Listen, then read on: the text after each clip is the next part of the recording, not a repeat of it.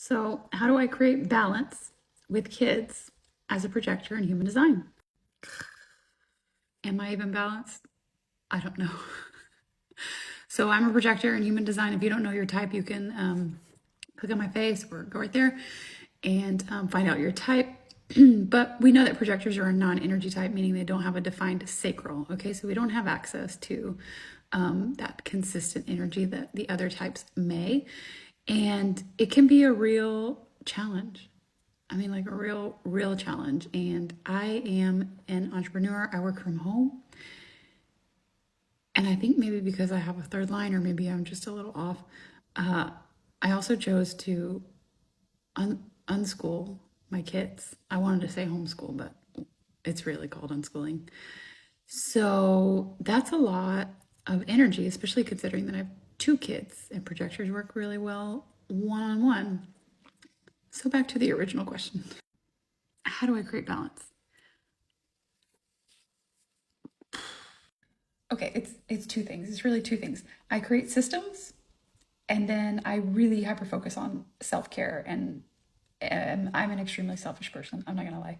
So creating systems, meaning like I have to have things in place that to make sure that my kids get what they need. And it's easy for me to give them what they need no matter how much energy I have, right? So there is a system for their schoolwork, for example. They can go and use this specific software if they're feeling like being on a device, or I have a book that they can go and use, right? And ideally it's with or without me, but some things require my support.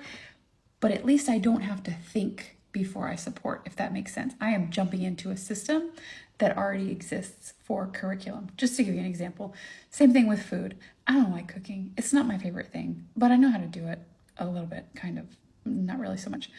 But I make sure that I always have foods available that I can prepare really, really quickly and easily, no matter how much energy I have that day, and foods that my kids like, because I might not have energy to argue with them about what they want to eat.